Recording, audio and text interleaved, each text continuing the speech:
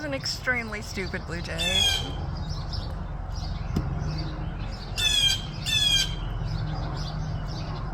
Charlie just went to preen and the blue jay flipped out. Charlie, like, doesn't even care. She knows he's there. I saw her look at him.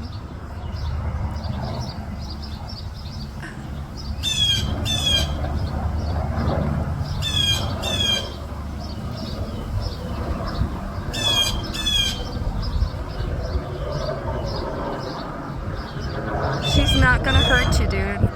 Just go back to your nest. Literally, like, 2 feet away from a hawk screaming at her.